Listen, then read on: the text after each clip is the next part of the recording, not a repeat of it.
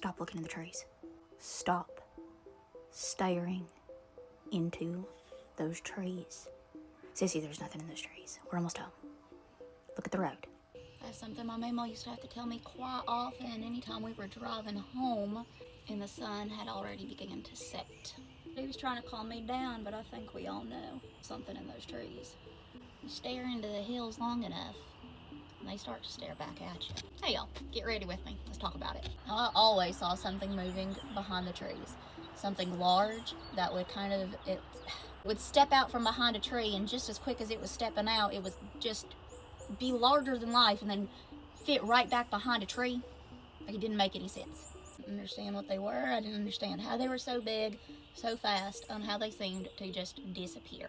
Eventually I realized, truly, the only way to not be afraid of the thing hiding behind the trees is to stop looking into the tree. Now, when I started sharing stories with y'all about the boogers, lots of people from the same area reached out to me with their stories. And I was shocked to hear that other people have experienced the thing that hides behind the trees. Someone from the same community that I do not know even reached out to me to tell me about how her, I believe, great-grandparents had experienced the thing that hides behind the trees stalking them a couple miles up the road anytime they were walking to church. Now, in my opinion, these jokers can shapeshift because sometimes they just look like trees and then they move and then they're not trees anymore. The folks that I've talked to have experienced them shifting differently into these beasts. So I have done some digging and I found out that this is not unique to Appalachia.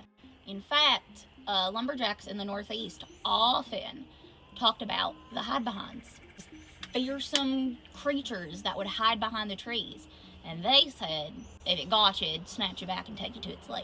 How do you know that? If it's never happened to you, I don't know. But that's what they said. Some parts of the Northeast are Appalachia. Somebody's going to come at me for saying that. Well, what are these hide-behinds? Now, if you followed me for a while, you know that I do believe in cryptids. I believe in Bigfoot, but not necessarily in a flesh and blood type of sense, like how they talk about it on Bigfoot Hunters or something like that. I have to make things weirder. Is it alien? Did we inadvertently create these beings through the oral tradition of passing down folklore? Is it an interdimensional thing? What's going on? What do you think? Who came first? The creature or the story? Let me know. Love you, bye. Y'all, the area's been devastated by flooding again. Donate to mutual aid if you can.